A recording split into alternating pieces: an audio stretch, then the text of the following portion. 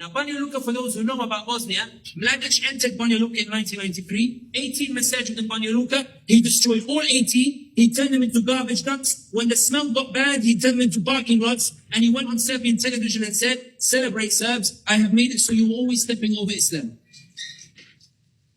1995, the peace treaty is signed. It stipulates there should be a right of return for the Bosnian families that have been ethnically cleansed from these areas. By 2001, how many families do you think had returned to Banjaluka?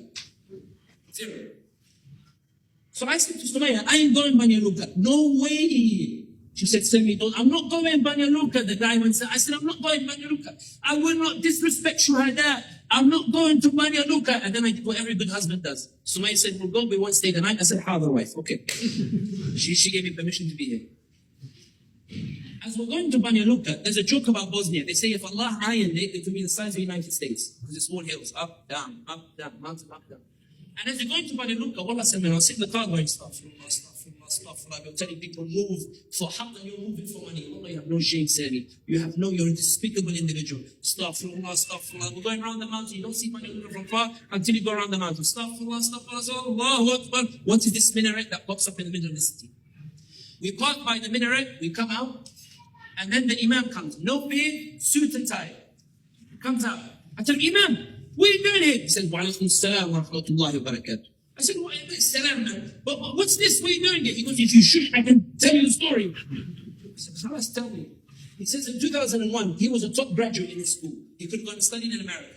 He said, "We were sitting in an Islamic society with the community elders, and we were talking about what happened during the war and how they destroyed the masajid. And we started weeping. We said, 'Oh, what a poor state we're in.'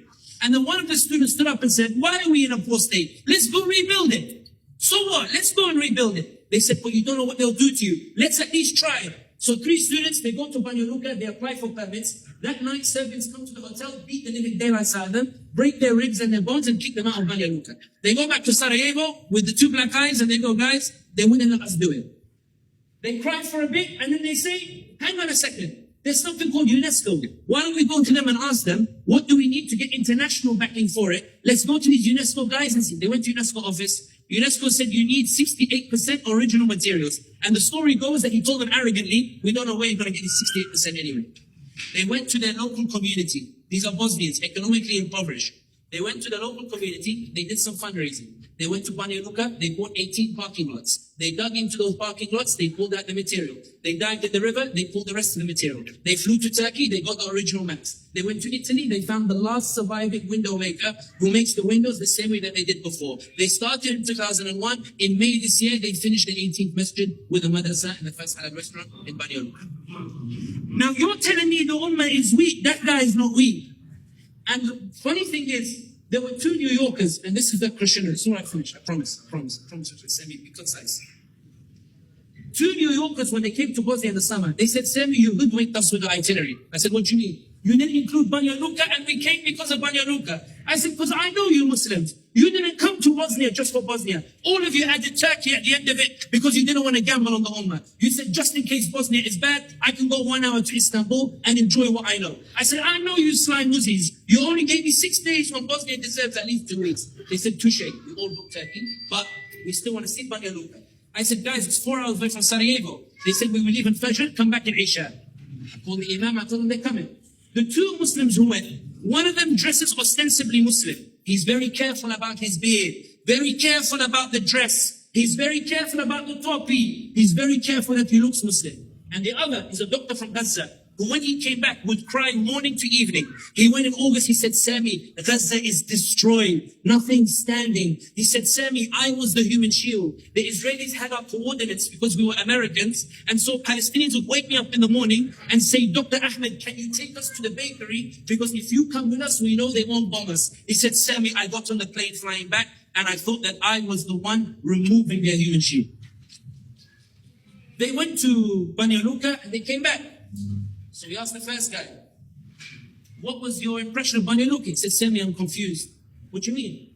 "In my mind, Mujahideen, they look a certain way. But this guy doesn't look like how I imagine Mujahideen to look like.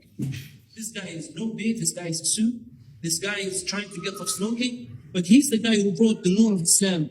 back to Banjaluka and rebuilt those masajid single-handedly. Sammy, I'm confused. I focused so much on this. I forgot the substance. I felt artificial in the presence of his substance. I met a true mujahid today. And the doctor from Gaza, Ahmed, how do you feel? He's smiling this time. Ahmed, how do you feel? He said, Sammy, I left Gaza wondering how on earth will it ever be rebuilt. I was like, I have no idea. This can't be rebuilt. Sammy, after leaving Banjaluka and meeting the Muslims of Banjaluka and meeting that Imam of Banjaluka, Sammy, Wallahi alladhi la ilaha illa hu, I have yaqeen, Gaza will be rebuilt and Palestine will be free. Inherit these stories. Inherit them. Because they make you look at the Ummah differently. They make you look at the Ummah in a completely different light. You realize Allah never abandoned the Ummah.